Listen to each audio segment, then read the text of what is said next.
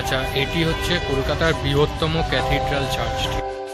তো বন্ধুরা, ভিতরে ভিডিও ক্যামেরা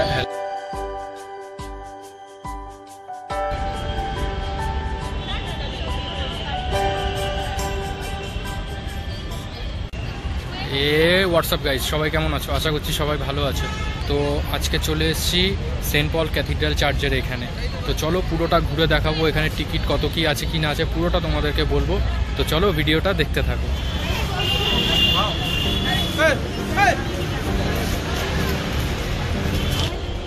এই হচ্ছে টিকিট ঘর সেন্ট পল ক্যাথিড্রাল চার্চের। এখানে হচ্ছে 10 টাকা করে পার পার্সন টিকিট।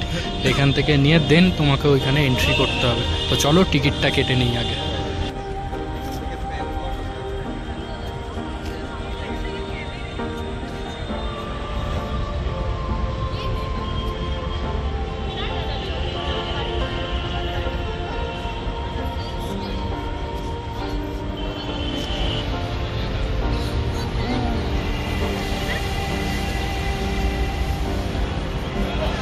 তো বন্ধুরা, বাইরে যে ক্যান্ডেলগুলো বিক্রি হচ্ছে সেই ক্যান্ডেলগুলো তোমাদের যদি ইচ্ছা হয় তোমরা কিনতে পারো। কিনে ভিতরে এই জায়গাটায় জ্বালাচ্ছে। তো চলো এবারে সোজা চার্চের ভিতরে ঢুকবো। তার আগে হচ্ছে এখানে কিছু কিছু স্ট্যাচু আছে, সেই স্ট্যাচুগুলো তোমাদের দেখাচ্ছি। তো চলো, এই হচ্ছে স্ট্যাচুর জায়গাটা।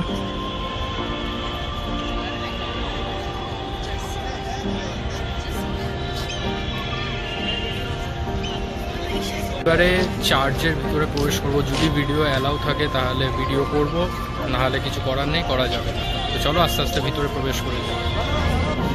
তো বন্ধুরা, ভিতরে ভিডিও ক্যামেরা অ্যালাউ ছিল না, সেই জন্য আমি ভিডিও করতে পারিনি। সেই জন্য বাইরে এসে বলছি। ভিতরে তাও দু একজন দেখছিলাম ভিডিও করছে, কিন্তু চার্চে বারণ আছে, ভিতরে কোনো ভিডিও করা যাবে না, তাই আমি করিনি। ঠিক আছে, তাও দু একজন বের করে দেখছিলাম করছিল, তাদেরকে বকাবকি করেছে। ঠিক আছে, তো চলো এবারে এই চার্চের সম্বন্ধে ইতিহাস তোমাদেরকে বলবো। তো চলো। তো বন্ধুরা, এই গির্জার কাজ শুরু হয়েছিল 1839 সালে আর শেষ হয়েছিল 1847 সালে। ঠিক আছে। আচ্ছা, এটি হচ্ছে কলকাতার বৃহত্তম ক্যাথিড্রাল চার্চ। ঠিক আছে। তো বন্ধুরা, 1897 সালে এবং 1934 সালে এখানে ভূমিকম্প হয়েছিল, সেটার জন্য এখানে কিছু ক্ষতিগ্রস্ত হয়েছিল এই চার্চটি। তো বন্ধুরা, এই ছিল পুরো সেন্ট পল ক্যাথিড্রাল চার্চের পুরো ভিডিও। যদি ভিডিওটা ভালো লাগে তাহলে লাইক, কমেন্ট, শেয়ার করতে ভুলো না। চলো ফিরে আসছি নেক্সট কোনো ভিডিওতে। ততক্ষণ টাটা, বাই।